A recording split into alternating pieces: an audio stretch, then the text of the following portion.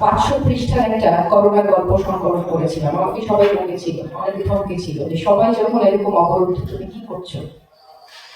আমি তখন গল্প কালেকশনে ব্যস্ত ছিলাম, কারণ নিজেকে ভুলিয়ে রাখার এর যে ভালো আর কিছু হয় না। ঠিক তেমনি ভাবে যখনই জুলাই মাস এলো, তখন আমার মনে হলো এই সময়টাকে ধরে রাখার জন্য এবং নতুন প্রজন্ম যারা পরবর্তীতে আসবে তাদের হাতে আমরা কি তুলে দিয়ে যাচ্ছি, একজন লেখক হিসেবে, সম্পাদক হিসেবে আমাদের যাত্রাটা আসলে কতখানি হওয়া উচিত। তো সেই আয়নায় যখন নিজেকে দেখলাম, তখন মনে হলো আমি কার সাথে কথা বলবো, কার কাছে যাবো। কেমন যেন মানুষ সব দ্বিধাবিভক্ত হয়ে গেছে, কেউ হয়তো বুঝতে চাইছে না বা বুঝতে পারছে না। ঠিক সেই মুহূর্তে আমার সামনে উত্তরের জানালার সাথে আমি নতুন করে যুক্ত হইনি, তখন যুক্ত আমি আগে থেকেই ছিলাম। এরপর যখন ওদেরকে একদিন বললাম যে এই সময়টাকে ধরে রাখা প্রয়োজন, তখন প্রতিটা মানুষ এক বাক্যে একটা কথাই বলেছিল যে কিভাবে ধরে রাখতে চাও। তখন আমি বললাম যে একটাই উপায়, সেটা হচ্ছে আমাদের কোন একটা লিখিত দলিল, যে দলিলটা আমরা পরবর্তীতে আমাদের পরবর্তী প্রজন্মের কাছে তুলে দিতে পারবো। সবাই এক বাক্যে রাজি হয়ে গেল এবং সবাই এত এত সাপোর্ট উৎসাহ দিল, এবং তখন মনে হলো যে উত্তরের জানালাই হতে পারে বেস্ট প্ল্যাটফর্ম, যেখান থেকে এই রক্তাক্ত জুলাই সংকলনটি প্রকাশ পেতে পারে। আমি সম্পাদনার দায়িত্ব পালন করেছি, সম্পাদক হিসেবে যেটুকু দায়িত্ব পালন করার, কিন্তু সবচেয়ে বড় দায়িত্ব পালন করেছি উত্তরের জানালায়। কারণ উত্তরের জানালা পাশে না থাকলে, উত্তরের জানালার সাথে না থাকলে, উত্তরের জানালা এই দায়িত্বটা না নিলে আজকের এই সংকলনটি প্রকাশ পেত না। যাই হোক, তারপর মাঝখানে অনেক চড়াই উচ্চাই, অনেকটা দীর্ঘ পথ পাড়ি দেয়া, সংকলনের লেখা নেয়া নিয়ে অনেক রকম দ্বিধা বিভক্তি, অনেক রকম কথা, সবকিছু পেরিয়ে অবশেষে আমাদের সংকলনটি আলোর দেখলো। এবং যেদিন সংকলনটি আলোর দেখলো, আমি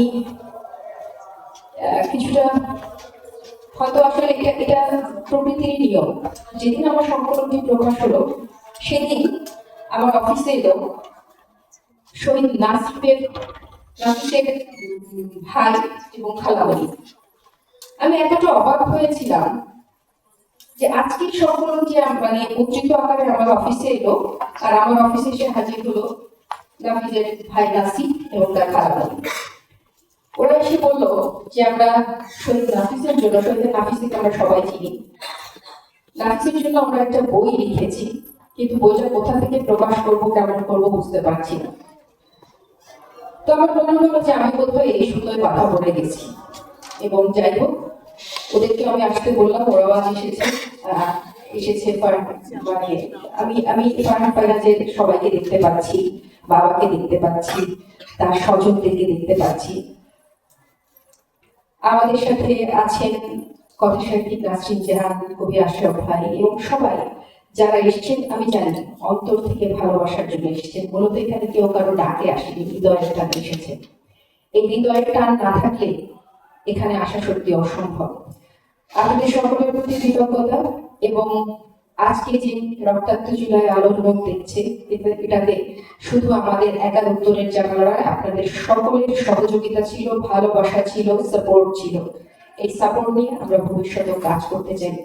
আমরা দল চিনি না, যেমন করে বলে গেল সবুজ, মূলত কোনো দলান্ধ হয়ে কোনো দলের প্রতি আমাদের কোনো আগ্রহ, বিগ্রহ, অনুগ্রহ কিছুই নেই, অনাগ্রহ নেই।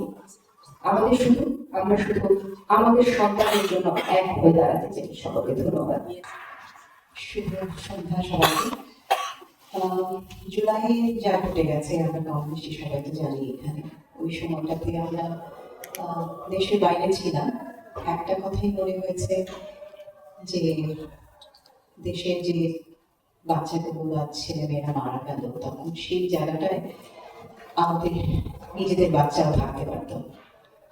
তো সেই মানবতার অনুভূতিতে আমাদের মনে হয়েছে যে আমাদের কথা বলা দরকার। এবং ঠিক তখনই আমাদের উত্তরের জানালা থেকে আমরা সিদ্ধান্ত নিই আমরা লাইভে কিছু অনুষ্ঠান করব। তো তখনই জুলাই থেকেই আমরা মার্চ জুলাই থেকে আমরা 17টি অনলাইন অনুষ্ঠান করি। এবং সেই সময়টাতে দেশের বাইরে বিশ্বের বিভিন্ন জায়গা থেকে আমাদের অনেক কাছের মানুষ, সমমনা মানুষ, একই চিন্তার মানুষ আমাদের সাথে যুক্ত হয়েছিল। এবং আমরা কথা বলবার একটা কথাই বলতে চেয়েছি যে প্রতিটি নিয়ন্ত্রিত মৃত্যু অযাচিত। আমরা যেন সাদাকে সাদা বলি, কালোকে যেন কালো বলি। তো সেখান থেকে আমরা এখানে আজকে ভাবতেই ভালো লাগছে, দেশের মাটিতে দাঁড়িয়ে ফেব্রুয়ারিতে আমরা মানবতার কথাই বলছি। এবং ঠিক এই মুহূর্তে আমাদের জন্য খুব গর্বের একটা বিষয় যে উত্তরের জানালা থেকে আমরা রক্তাক্ত জুলাইয়ের মতো একটি সংকলন বের করতে পেরেছি। এবং নিশ্চয়ই সেটা সম্ভব হয়েছে জলধির প্রকাশনা নায়িকার সাথে আমাদের পাশে ছিলেন এবং অন্যান্য আমাদের অনেক বন্ধুরা আমাদের পাশে ছিলেন, সে কারণেই সম্ভব হয়েছে। অনেক ধন্যবাদ এবং কৃতজ্ঞতা। এবং আজকে যারা এসেছেন তাদেরকেও অনেক অনেক ধন্যবাদ এবং কৃতজ্ঞতা। এভাবেই আমাদের পাশাপাশি থাকবেন, আমরা ভালোবাসায় বেঁধে বেঁধে থাকতে চাই। ধন্যবাদ।